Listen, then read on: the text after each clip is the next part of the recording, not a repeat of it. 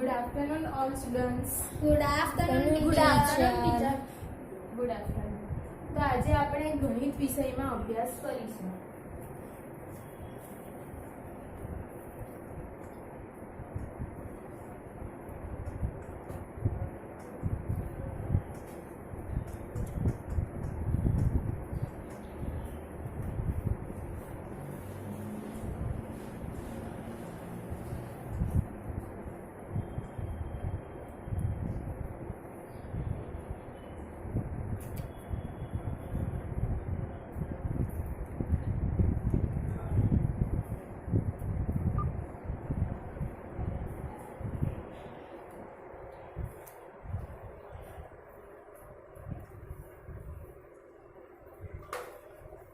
તો વિદ્યાર્થી મિત્રો, તમે અગાઉના ધોરણમાં એટલે કે છઠ્ઠા ધોરણમાં ઘણી બધી સંખ્યાઓનો પરિચય, સંખ્યાઓ ભણી ચૂક્યા છે.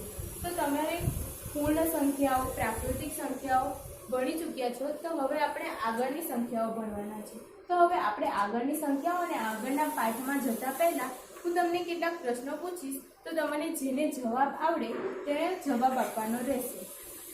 તો પ્રાકૃતિક સંખ્યાઓ કઈ સંખ્યાથી શરૂ થાય છે? બોલો તમે. 1, 2, 3 થી અનંત સુધી. સરસ. પ્રાકૃતિક સંખ્યાઓ 1, 2, 3 અને અનંત સુધી વિસ્તરેલી હોય છે, તેને પ્રાકૃતિક સંખ્યાઓ કહેવાય છે. હવે મને એ કહેવું કે પૂર્ણ સંખ્યાઓ કઈ સંખ્યાઓથી શરૂ થાય છે? બોલો તમે. પૂર્ણ સંખ્યા 0, 1, 2, 3 થી અનંત સુધી. સરસ. પૂર્ણ સંખ્યાઓ એ પ્રાકૃતિક સંખ્યાઓથી એક જ સંખ્યાનો ફરક પડે છે કે પૂર્ણ સંખ્યાઓ એટલે કે તેમાં બધી સંખ્યાઓનો સમાવેશ થાય છે. તેથી 0, 1, 2, 3 થી લઈને અનંત સુધી વિસ્તરેલી હોય છે, તેને પૂર્ણ સંખ્યાઓ કહે છે. હવે મને એ કહેવું કે પૂર્ણ સંખ્યાઓમાં કઈ સંખ્યાઓનો સમાવેશ થાય છે? બોલો તમે. પૂર્ણ સંખ્યાઓમાં પ્રાકૃતિક સંખ્યાઓનો સમાવેશ થાય છે. સરસ. પૂર્ણ સંખ્યાઓમાં પ્રાકૃતિક સંખ્યાઓનો સમાવેશ થાય છે. એટલે કે પૂર્ણ સંખ્યાઓ શૂન્યથી શરૂ થઈને અનંત સુધી વિસ્તરેલી છે. તેથી તેમાં પ્રાકૃતિક સંખ્યા એટલે કે 1, 2, 3 થી લઈને અનંત સુધી વિસ્તરેલી છે. તેથી પ્રાકૃતિક સંખ્યાઓનો સમાવેશ પૂર્ણ સંખ્યામાં થાય છે. પૂર્ણ સંખ્યાઓમાં ઋણ સંખ્યાઓનો સમાવેશ થાય છે? બોલો તમે. ના. પૂર્ણ સંખ્યાઓમાં ઋણ સંખ્યાઓનો સમાવેશ થતો નથી, કારણ કે પૂર્ણ સંખ્યાઓમાં શૂન્યથી શરૂ થઈને 1, 2, 3 થી અનંત સુધી વિસ્તરેલી હોય તેવી સંખ્યાઓનો સમાવેશ થાય છે. તેથી પૂર્ણ સંખ્યાઓમાં ઋણ સંખ્યાઓનો સમાવેશ થતો નથી. બધાને સમજ પડી ગઈ? હા ટીચર. તો હવે આપણે પૂર્ણ સંખ્યા અને પ્રાકૃતિક સંખ્યાને આપણે જોઈ છઠ્ઠા ધોરણમાં આપણે સરળતાથી શીખી ચૂક્યા છે. તો હવે આપણે પૂર્ણાંક સંખ્યાઓ વિશે અભ્યાસ કરીશું.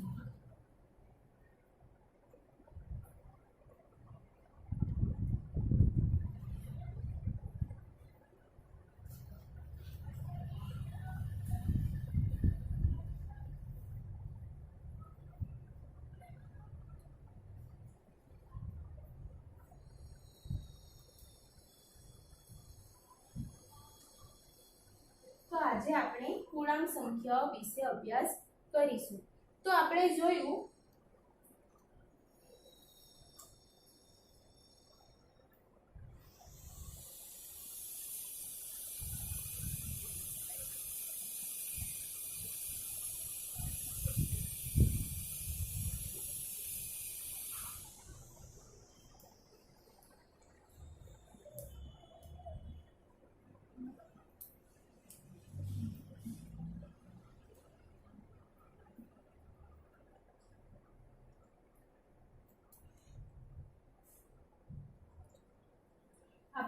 તે પ્રમાણે પ્રાકૃતિક સંખ્યાઓ એ 1, 2, 3 થી લઈને અનંત સુધી વિસ્તરેલી હોય છે.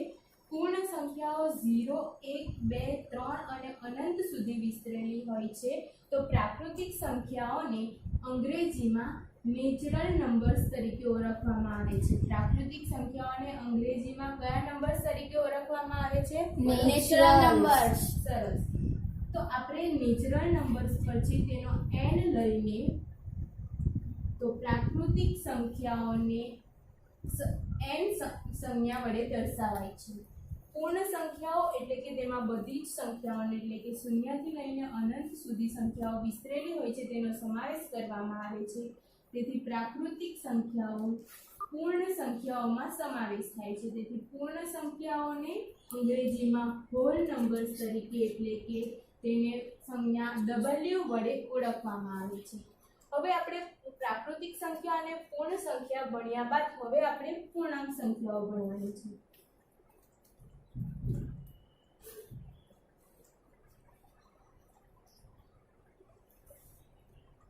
તો હવે પૂર્ણાંક સંખ્યાઓમાં પ્રાકૃતિક સંખ્યાઓ, પૂર્ણ સંખ્યાઓ અને ઋણ પૂર્ણાંકોનો સમાવેશ થાય છે. તો હવે તેને આપણે કઈ રીતે લખી શકીએ છીએ તે આપણે જોવાનું છે.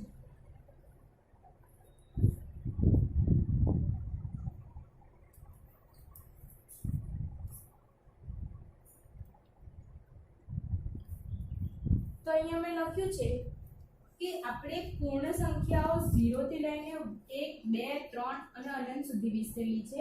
તો હવે આપણે પૂર્ણાંક સંખ્યાઓમાં ઋણ સંખ્યાઓનો પણ સમાવેશ થાય છે. તેથી 0 ની ડાબી બાજુએ ઋણ સંખ્યાઓનો સમાવેશ થાય છે. તો 0 ની ડાબી બાજુએ કે -1, -2, -3 તો આપણે જોઈ શકીએ છીએ કે તમને કોઈ સવાલ પૂછવામાં આવે તો તમે જવાબ આપી શકો કે શૂન્યની જમણી બાજુ કઈ સંખ્યાઓનો સમાવેશ થાય છે? તો શૂન્યની જમણી બાજુ ધન સંખ્યાઓનો સમાવેશ થાય છે અને શૂન્યની ડાબી બાજુ કઈ સંખ્યાઓનો સમાવેશ થાય છે? ડાબી બાજુ ઋણ સંખ્યાઓનો સમાવેશ થાય છે. આ રીતે પૂર્ણાંક સંખ્યાઓમાં 0 ની ડાબી બાજુ અને શૂન્યની જમણી બાજુ બંને સંખ્યાઓ અનંત સુધી વિસ્તરેલી હોય છે. તો પૂર્ણાંક સંખ્યાઓને અંગ્રેજીમાં ઇન્ટીજર્સ તરીકે ઓળખવામાં આવે છે. પૂર્ણાંક સંખ્યાઓને અંગ્રેજીમાં ઇન્ટીજર્સ તરીકે ઓળખવામાં આવે છે. પરંતુ આપણે પૂર્ણાંક સંખ્યાઓને અંગ્રેજીમાં ઇન્ટીજર્સ કહેવામાં આવતું હોવાથી તેની સંજ્ઞા I તરીકે ઓળખાતું નથી, પરંતુ પૂર્ણાંક સંખ્યાઓની સંજ્ઞા તરીકે Z વડે દર્શાવવામાં આવે છે. શેના વડે દર્શાવવામાં આવે છે? Z વડે. તો તમને દરેકને પ્રાકૃતિક સંખ્યાઓ, પૂર્ણ સંખ્યાઓ, પૂર્ણાંક સંખ્યાઓમાં બરાબર સમજ પડી ગઈ? હા ટીચર. સરસ.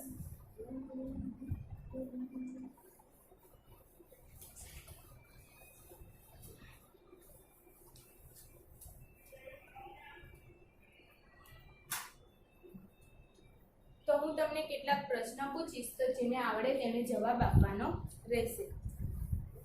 શૂન્ય નો પૂર્ણાંક સંખ્યાઓમાં સમાવેશ થાય છે? હા. સરસ. શૂન્યનો પૂર્ણાંક સંખ્યાઓમાં સમાવેશ થાય છે. મેં તમને જે પ્રમાણે કીધું તે પ્રમાણે કે પૂર્ણાંક સંખ્યાઓમાં ધન સંખ્યા, ઋણ સંખ્યા અને શૂન્યનો સમાવેશ થાય છે.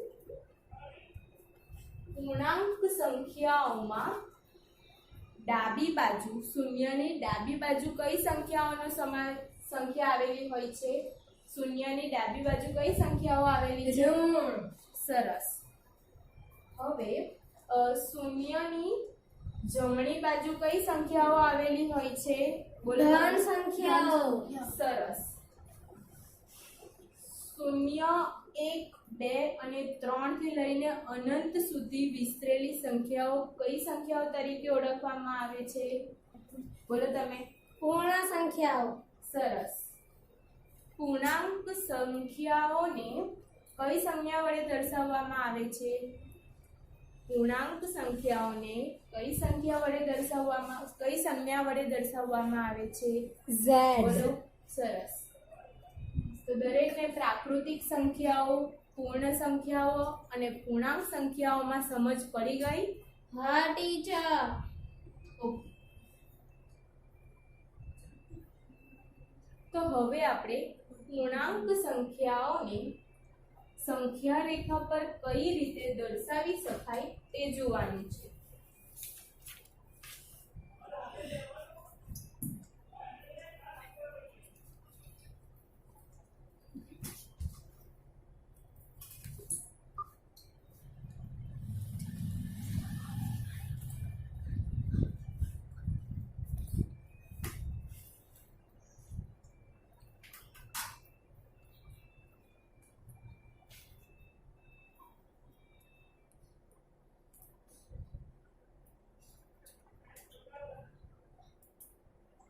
તમે પૂર્ણ સંખ્યાઓ જોઈ તો પૂર્ણ સંખ્યાઓમાં કઈ સંખ્યાથી શરૂઆત થાય છે? 0. સરસ.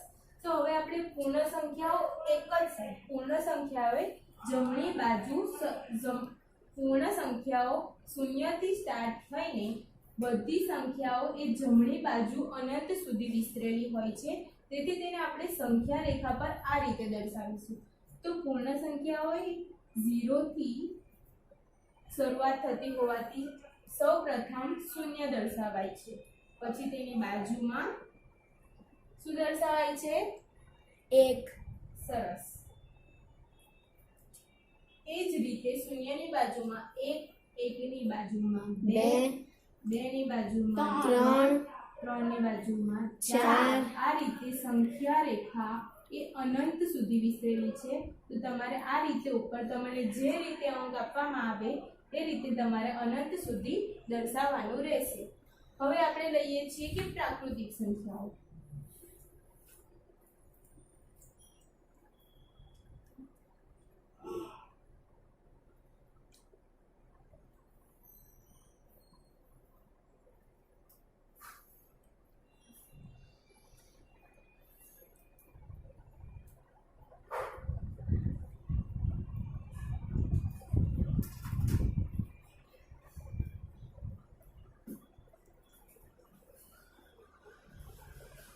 પ્રાકૃતિક સંખ્યાઓની શરૂઆત ક્યાંથી થાય છે?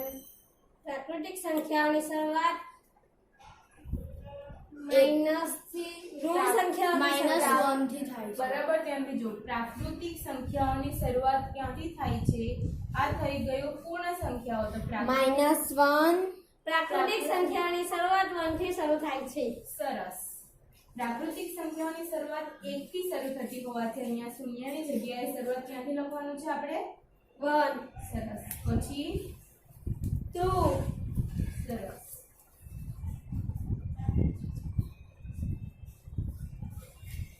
આ રીતે આપણે 1, 2, 3 લઈને આપણે અનંત સુધી પ્રાકૃતિક સંખ્યાઓ દર્શાવવાની છે.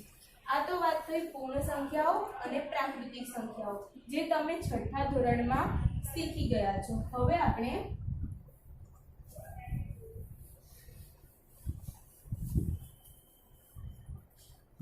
પૂર્ણાંક સંખ્યાઓને સંખ્યા રેખા પર કઈ રીતે દર્શાવી શકાય એ જોવાનું છે.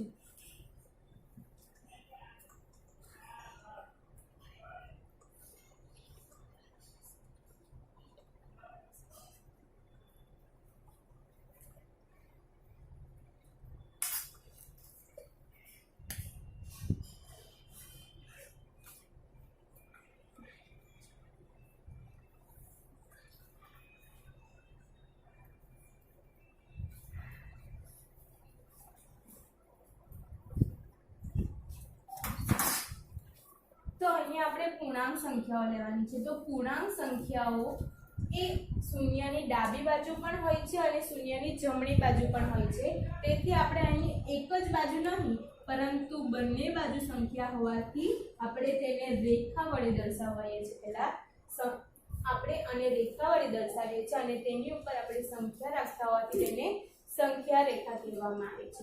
તો પૂર્ણાંક સંખ્યાઓમાં વચ્ચે શું લખવાનું હોય છે? આપણે 0. સરસ. તો આપણે સંખ્યા રેખા પર સંખ્યા રેખાની વચ્ચે શૂન્ય લખવાનું હોય છે. હવે શૂન્યની જમણી બાજુ કઈ સંખ્યા આવેલી હોય છે? શૂન્યની જમણી બાજુ કઈ સંખ્યા આવેલી હોય છે? પણ તેને કઈ સંખ્યા કહેવામાં આવે છે? પૂર્ણ સંખ્યાઓ. શૂન્યની જમણી બાજુ આવેલી સંખ્યાઓને કઈ સંખ્યા કહેવાય? પ્રાકૃતિક સંખ્યાઓ. પણ પ્રાકૃતિક સંખ્યાઓ ધન હોય કે ઋણ હોય? ધન. સરસ. તો હવે આપણે શૂન્યની જમણી બાજુએ ધન સંખ્યાઓ લખવાતી હોવાથી કઈ સંખ્યા આવશે? 1. સરસ.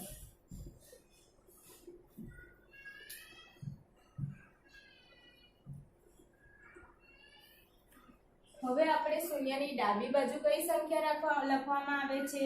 ઋણ સંખ્યાઓ. સરસ. -1, -2, -3, -4. હવે બધું આપણે અત્યારે ખાલી શીખીએ છીએ એટલે અત્યારે આપણે ખાલી જોવાનું છે. પછી જ્યારે તમે આગળ શીખશો ત્યારે સંખ્યા રેખા પર ઘણી બધી સંખ્યાઓ દર્શાવવામાં આવશે. ત્યારે તમારે મોટી સંખ્યા રેખા દોરીને તેના પર તમારે આગળ સંખ્યાઓ દર્શાવવાની રહેશે.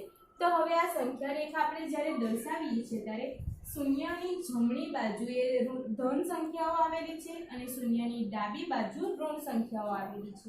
તો શૂન્યની જમણી બાજુ આપણે જતા જઈએ છીએ તેમ શૂન્ય પછી 1, 1 પછી 2, 2 પછી 3 આ રીતે સંખ્યામાં વધારો થતો જોવા મળે છે. તેથી શૂન્યની જમણી બાજુ જતા સંખ્યા રેખા પર સંખ્યાનો વધારો થતો જોવા મળે છે. તે જ રીતે શૂન્યની ડાબી બાજુ ઋણ સંખ્યાઓ આવેલી હોય છે. તો શૂન્યની ડાબી બાજુ ઋણ સંખ્યાઓમાં -1, -2 અને -3. તો આ બાજુ -1 કરતાં -2 એ મોટી નથી, પરંતુ -1 કરતાં -2 એ નાની સંખ્યા જોવા મળે છે. તેથી જ -1 કરતાં -2 એ નાની સંખ્યા છે અને -2 કરતાં -3 એ નાની સંખ્યા છે.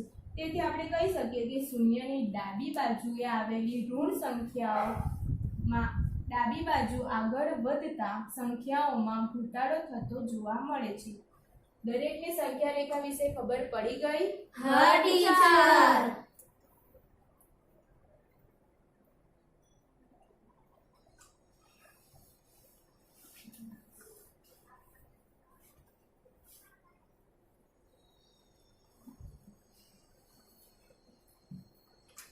તો હવે હું તમને કેટલાક પ્રશ્ન પૂછીશ તો તમારે જેને આવડે તેને જવાબ આપવાનો. બરાબર? હા ટીચર. સંખ્યા રેખામાં ધન પૂર્ણાંકો અને ઋણ પૂર્ણાંકોની વચ્ચે શું આવેલું હોય છે? બોલો. 0. બરાબર, એટલે કે શૂન્ય. સંખ્યા રેખામાં શૂન્યની જમણી બાજુ કઈ સંખ્યાઓ આવેલી હોય છે? બોલો તમે. ધન સંખ્યાઓ. સરસ. શૂન્યની જમણી બાજુ ધન સંખ્યાઓ આવેલી હોય છે. શૂન્યની કઈ બાજુએ ઋણ પૂર્ણાંકો આવેલા હોય છે? ઋણ. શૂન્યની કઈ બાજુ ઋણ પૂર્ણાંકો આવેલા છે? બરાબર સાંભળો. કઈ બાજુએ? ડાબી બાજુએ. સરસ. શૂન્યની જમણી બાજુ જતા કઈ સંખ્યામાં શું થતો જોવા મળે છે? બોલો તમે. વધારો. સરસ. શૂન્યની ડાબી બાજુ આવતા સંખ્યામાં શું જોવા મળે છે? બોલો. ઘટાડો. Very good. તો દરેક જણને સંખ્યા રેખા પર સંખ્યાઓ કેવી રીતે દર્શાવવાની, તેમાં કઈ બાજુએ ઘટાડો થાય છે, કઈ બાજુએ વધારો થાય છે, દરેકને સમજ પડી ગઈ? હા ટીચર. કોઈને ખબર ન પડી હોય તો હજુ પણ પૂછી લો મને. ના ટીચર. બધાને સમજ પડી ગઈ ને? હા ટીચર. ઓકે. તો હવે આપણે આગળ સંખ્યા રેખા પર પરંતુ પૂર્ણાંક સંખ્યાઓનો સરવાળો અને બાદબાકી કરતા શીખવાનું છે.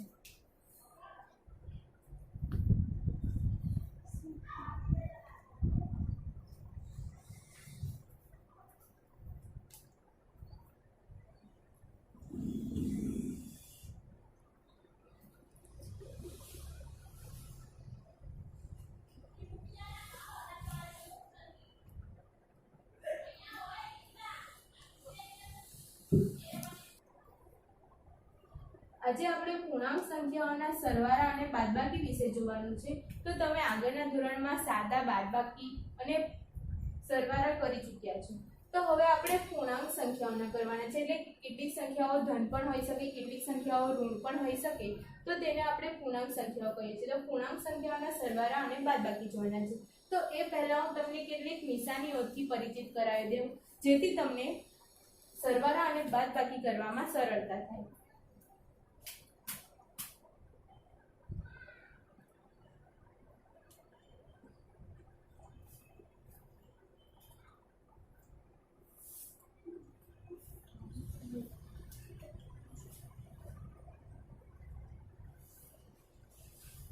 જો અહીંયા મેં લખ્યું છે કે પ્લસ પ્લસ પ્લસ થાય, માઇનસ માઇનસ પ્લસ થાય, પ્લસ માઇનસ માઇનસ થાય અને માઇનસ પ્લસ માઇનસ થાય. તો હવે એવું કરવાનું છે કે બે ધન એટલે કે પ્લસ પ્લસ નો શું મતલબ થાય છે કે અહીંયા તમને તમને ખાલી નિશાની મેં બતાવી છે તો એની બાજુમાં તમને કોઈક રકમ આપી દે તો બે ધન સંખ્યાઓ એટલે કે બે ધન સંખ્યાઓનો સરવાળો આપણને ધન મળે છે. એટલે કે તે બે ધન સંખ્યાઓ હોય તો તેનો આપણે સરવાળો કરવાનો હોય છે. પછી આપ્યું છે કે માઇનસ માઇનસ પ્લસ એટલે કે બે માઇનસ સંખ્યાઓ એટલે કે અહીંયા તમને કેટલીક સંખ્યા આપી હોય તો બે માઇનસ એટલે કે પ્લસ થઈ જાય એટલે તમારે બે સંખ્યાઓનો પ્લસ કરવાનો એટલે કે સરવાળો કરવાનો છે. પછી આપ્યું છે કે એક પ્લસ હોય અને એક માઇનસ હોય એટલે કે એક પ્લસ કરવાનું હોય અને એક માઇનસ કરવાનું હોય એ બંનેનો સરવાળો કરવાનો આવે કે બાદબાકી કરવાનો આવે તો માઇનસ જવાબ આવે છે. એટલે કે પ્લસ અને માઇનસ તમને નિશાની જોઈને ખબર પડી કે એક પ્લસ અને માઇનસ હોય તો તમને ખબર પડી જાય કે બાદબાકી કરવાની છે. એવી જ રીતે એક માઇનસ હોય અને એક પ્લસ હોય તો બંને સંખ્યાઓ પ્લસ માઇનસ કરીને માઇનસ થઈ જાય એટલે કે તમારે બાદબાકી કરવાની છે. તો દરેકને ક્યારે સરવાળો કરવાનો અને ક્યારે બાદબાકી કરવાની એ ખબર પડી ગઈ? હા ટીચર. તો ફરીથી તમને કહી દઉં છું કે પ્લસ એટલે કે બે ધન સંખ્યાઓ હોય છે ત્યારે સરવાળો કરવામાં આવે તો સરવાળો કરીએ છીએ તો સંખ્યા એક ધન મળે છે. બે બાદબાકી એટલે કે બે માઇનસ સંખ્યાઓ હોય તેનો સરવાળો માઇનસ માઇનસ પ્લસ થાય તેથી બે ઋણ સંખ્યાઓ હોય છે ત્યારે સરવાળો કરવામાં આવે છે. એક ધન સંખ્યા અને એક ઋણ સંખ્યા હોય છે ત્યારે ઋણ એટલે કે બાદબાકી કરવાની હોય છે. એક માઇનસ અને પ્લસ એટલે કે બાદબાકી કરવાની હોય છે. પરંતુ જ્યારે તમે માઇનસ માઇનસ પ્લસ એટલે કે બે ઋણ સંખ્યાઓ હોય છે અને ત્યારે તેનો સરવાળો કરો છો ત્યારે જે સંખ્યા આ બે સંખ્યાઓમાંથી મોટી હોય તેની નિશાની મૂકવાની હોય છે. જ્યારે બે ઋણ સંખ્યાઓનો સરવાળો કરવામાં આવે છે ત્યારે તમારે સરવાળો કરવાનો હોય છે પરંતુ નિશાની કઈ સંખ્યાની મૂકવાની હોય છે? મોટી સંખ્યાની. એવી જ રીતે પ્લસ માઇનસ એટલે કે પ્લસ માઇનસ માઇનસ હોય ત્યારે બાદબાકી કરવાની છે પરંતુ બાદબાકી જ્યારે કરવાની હોય છે ત્યારે સંજ્ઞા એટલે કે નિશાની આપણે મોટી સંખ્યાની મૂકવાની. તેવી જ રીતે માઇનસ પ્લસ માઇનસમાં બાદબાકી કરવાની હોય છે પરંતુ સંજ્ઞા એ મોટી સંખ્યાની મૂકવાની હોય છે. આ તમને સંજ્ઞામાં સમજ નહીં પડી હશે એવું તમને જ્યારે દાખલા કરાવીશ ત્યારે તમને દરેકને બરાબર સમજ પડી જશે. બરાબર? આટલી ખબર પડી ગઈ બધાને? હા ટીચર.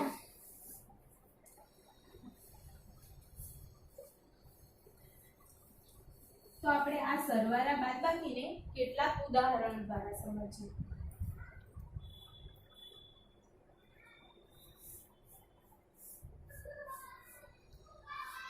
3 વત્તા 5 કેટલા થાય? 8. સરસ. તો અહીંયા તમે જોઈ શકો છો કે અહીંયા નિશાની ન હોય તો પણ તમારે સમજવાનું કે આ ધન સંખ્યા છે એટલે કે બે ધન પૂર્ણાંકો છે. તો બે ધન પૂર્ણાંકોનો સરવાળો થાય ત્યારે આપણને ધન સંખ્યા મળે છે. એટલે દરેકને સમજ પડી ગઈ કે બે ધન પૂર્ણાંકોનો સરવાળો આપણને ધન મળે છે. એવી જ રીતે જોવાનું છે બે ઋણ પૂર્ણાંકો.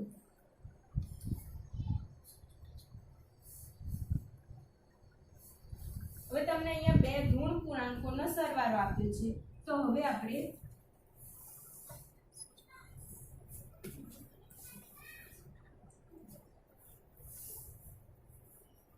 આ બે ઋણ પૂર્ણાંકો છે અને તેનો આપણે સરવાળો કરવાનો છે. તો હવે આપણે આ રીતે જરાક આમાં એ કરવું પડશે, સાદું રૂપ આપવું પડશે એટલે કે -4 આપણે લખવાના. પછી પ્લસ માઇનસ શું થાય? માઇનસ એટલે કે આપણે બાદબાકી તો અહીંયા નિશાની મૂકવાની માઇનસ અને 2 લખવાની. હવે આપણે જોવાનું છે કે બે ઋણ પૂર્ણાંક એટલે માઇનસ માઇનસ શું થાય? પ્લસ પણ માઇનસ માઇનસ શું થાય? પ્લસ હા, એટલે કે અહીંયા નિશાની આપણે કરવાનો છે સરવાળો, એટલે માઇનસ માઇનસ પ્લસ એટલે સરવાળો કરવાનો છે, તો 4 + 2 કેટલા થાય? 6. સરસ.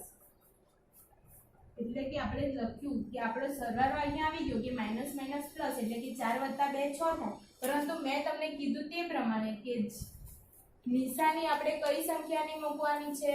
માઇનસ. પણ નિશાની કઈ સંખ્યાની મૂકવાની? આપણે મોટી સંખ્યાની. એટલે કે મોટી સંખ્યા કઈ છે? 4.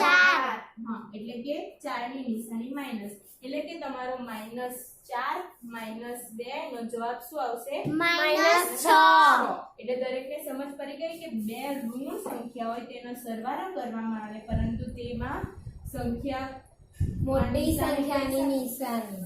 હા. હવે તે જ રીતે આપણે એક ધન પૂર્ણાંક અને એક ઋણ પૂર્ણાંકનો સરવાળો કરવાનો છે.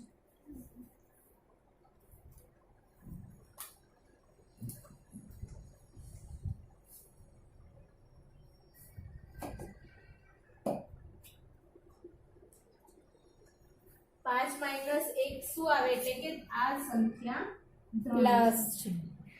5 માઇનસ 1 એટલે કે 5 ઓછા 1 શું જવાબ આવશે? 4. સરસ.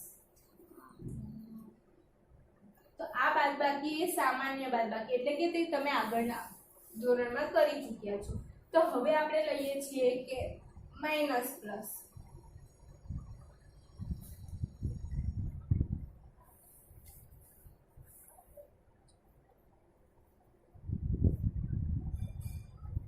તો અહીંયા શું જોવાનું છે? એક સંખ્યા એ માઇનસ છે એટલે કે ઋણ છે અને બીજી સંખ્યા એ ધન છે.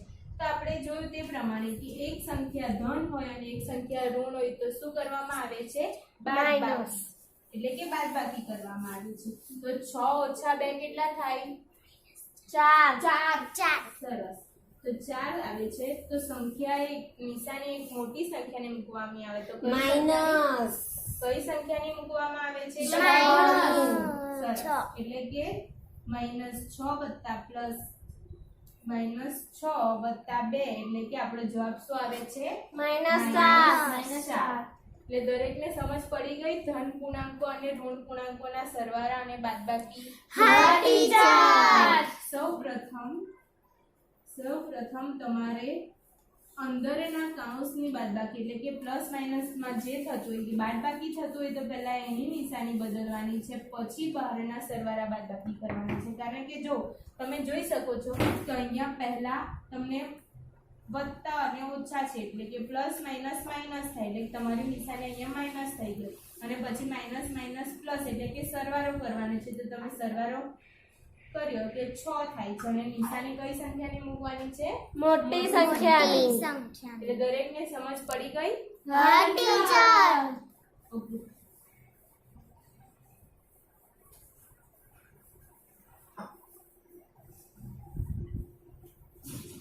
ચાલો, તો હવે હું તમને કેટલાક પ્રશ્ન પૂછીશ, તો જેને આવડે તેને જવાબ આપવાનો છે. ઓકે? બે ધન પૂર્ણાંકોનો સરવાળો કરતા કઈ સંખ્યાઓ મળે છે? એટલે કે કયા પૂર્ણાંકો મળે છે? ધન પૂર્ણાંક. સરસ. એટલે કે એ આપણે ધન પૂર્ણાંકો લઈએ છીએ તો તેનો સરવાળો કરતા આપણને ધન પૂર્ણાંકો મળે છે.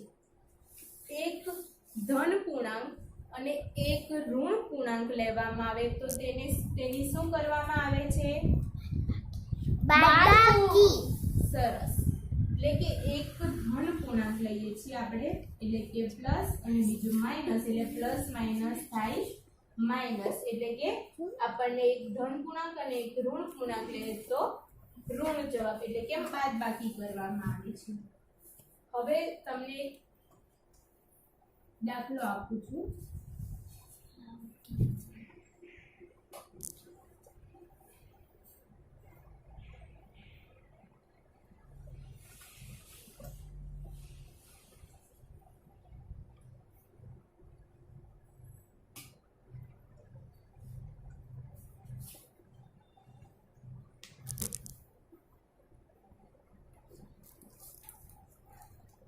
-3 - -1 ની બાદબાકી કરવાની છે.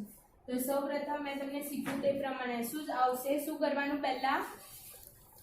વચ્ચેના ચિહ્નનો કરવાનું. સરસ. તો વચ્ચેની સંખ્યા શું છે આપણી? માઇનસ.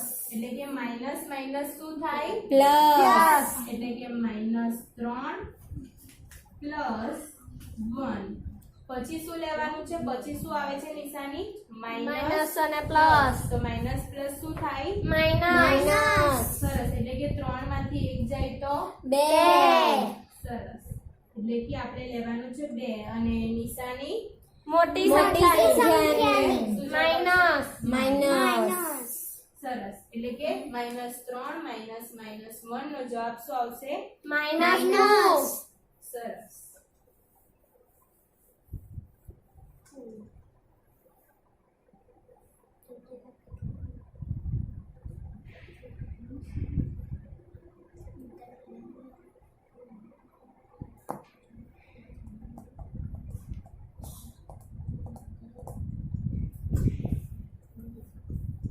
આમાં શું થશે પહેલા? સંખ્યાઓ. બાદબાકી કરવાની છે. તો શું કરવામાં આવશે પહેલા? સંખ્યાની જોવી પડે કે કઈ કઈ સંખ્યા છે.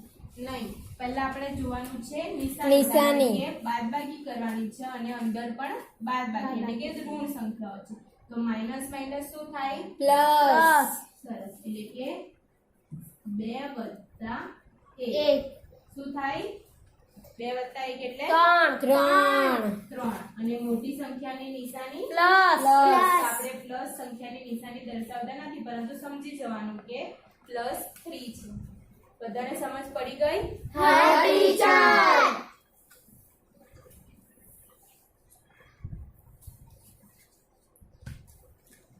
તો આજે આપણે જે પણ ભણ્યા કે પ્રાકૃતિક સંખ્યા, પૂર્ણ સંખ્યાઓ, તેની સંજ્ઞા, સંખ્યા રેખા પર કેવી રીતે દર્શાવાય, તેના સરવાળા અને બાદબાકી દરેક વિશે તમને બરાબર સમજ પડી ગઈ?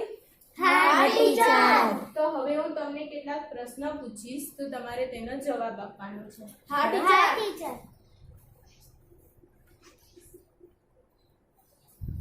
પૂર્ણાંક સંખ્યાઓમાં કઈ સંખ્યાઓનો સમાવેશ થાય છે? પૂર્ણાંક સંખ્યાઓમાં કઈ સંખ્યાનો સમાવેશ થાય છે? બોલો. પ્રાકૃતિક સંખ્યા અને પૂર્ણ સંખ્યાઓનો. સરસ.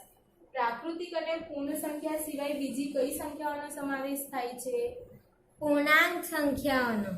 પૂર્ણાંક સંખ્યાની અંદર જ પૂછું છું હું કે પૂર્ણ સંખ્યાઓ, પ્રાકૃતિક સંખ્યાઓ, પણ એના સિવાય બીજી કઈ સંખ્યાઓનો સમાવેશ થાય છે પૂર્ણાંક સંખ્યાઓમાં? વિચારો બરાબર. 0 એ પૂર્ણ સંખ્યામાં જ આવી જાય. તેની સિવાયની હજી કઈ સંખ્યા બાકી રહી ગઈ? શૂન્યની ડાબી બાજુ કઈ સંખ્યાઓ આવેલી હોય છે?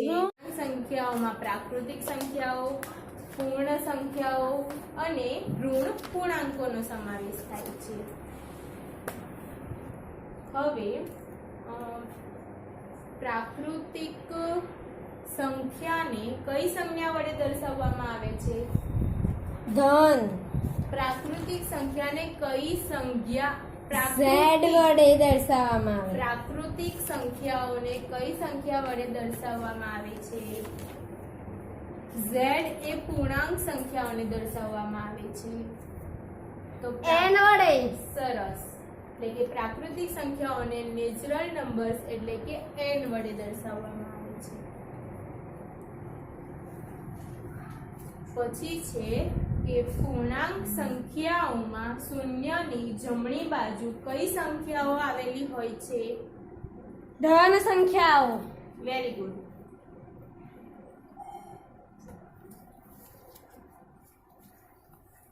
સંખ્યા રેખામાં શૂન્યની ડાબી બાજુ જતા સંખ્યામાં શું જોવા મળે છે? સંખ્યા રેખામાં શૂન્યની ડાબી બાજુ જતા શું જોવા મળે છે? ઋણ પૂર્ણાંકો. પણ ઋણ પૂર્ણાંકોમાં જેમ આપણે ડાબી બાજુ જતા જઈએ તેમ શું જોવા મળે છે? વધારો કે ઘટાડો? ઘટાડો. સરસ.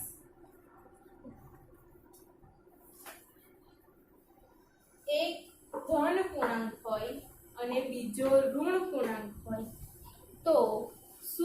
કરવામાં આવે છે?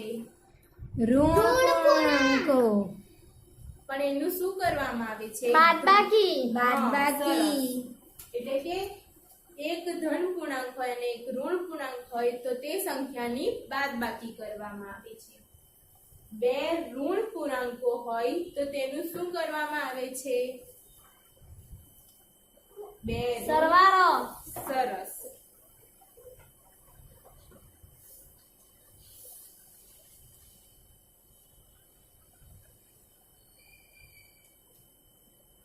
ટીચર દેખાતું નથી. એક મિનિટ. -1 તો આપણે શું કરવાનું છે? સૌપ્રથમ પ્લસ સરસ, એટલે કે માઇનસ માઇનસ પ્લસ. તો 1 + 1 કેટલા થાય? 2. સરસ, એટલે કે 2. બે. અને નિશાની મોટાની તો બંને સંખ્યા સરખી છે એટલે કે માઇનસ. એટલે કે -1 અને -1 એટલે કે -2.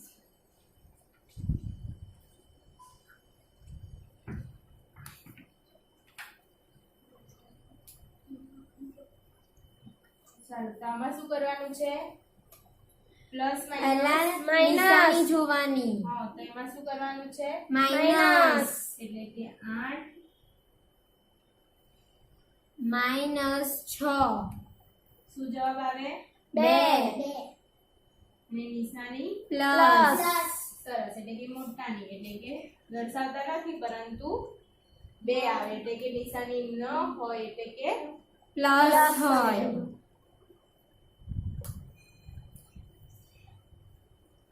તો દરેકને આજે જે કરાવ્યું તેમાં સમજ પડી ગઈ? હા ટીચર.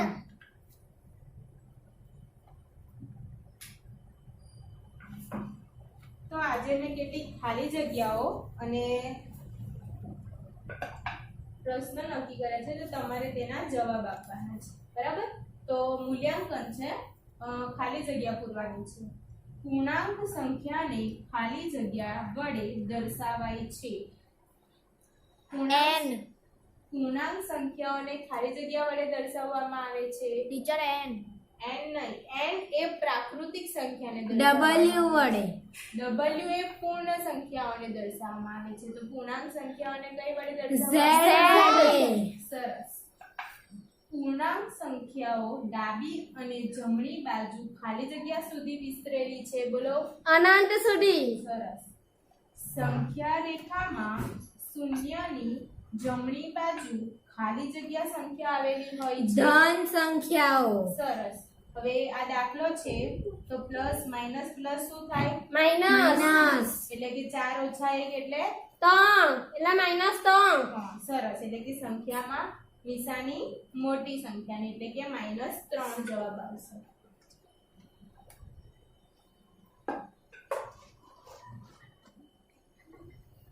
હવે તમારે હ કે નામાં જવાબ આપવાના છે. તો પૂર્ણ સંખ્યાનો સમાવેશ પૂર્ણાંક સંખ્યામાં થાય છે. સરસ. પૂર્ણાંક સંખ્યાઓ સંખ્યા રેખામાં દર્શાવેલી હોય ત્યારે શૂન્યએ તેની ડાબી બાજુ હોય છે. ના સરસ. તો ક્યાં હોય? ટીચર જમણી બાજુ. નહીં, શૂન્ય આપણે તો શૂન્યની ટીચર વચ્ચે હોય. હા, એટલે કે શૂન્ય વચ્ચે હોય તો તેની જમણી બાજુ ધન પૂર્ણાંકો અને ડાબી બાજુ ઋણ પૂર્ણાંકો. સરસ.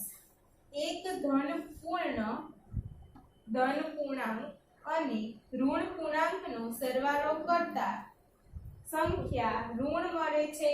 હા.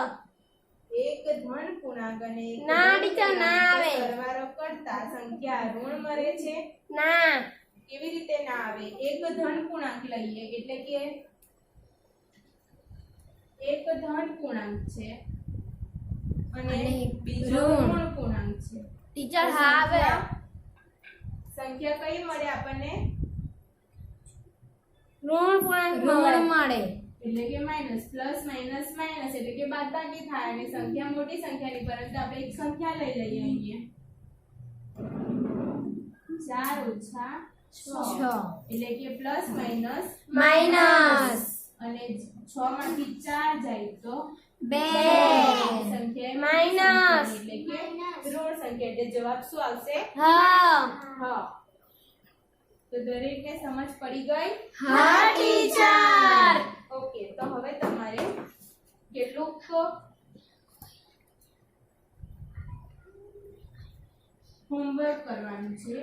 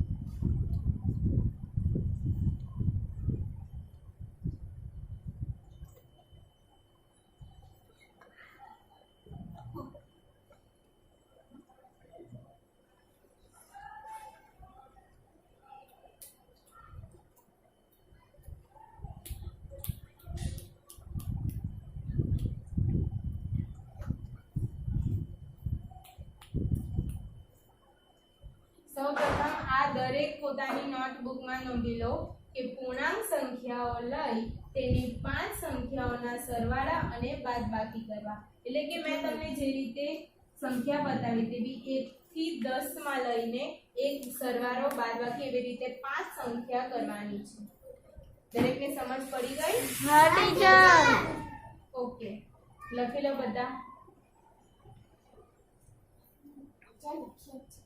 લખાઈ ગયું હા ટીચર સરસ ચાલો ઓકે દરેકને સમજ પડી ગઈ ને હા teacher okay thank you welcome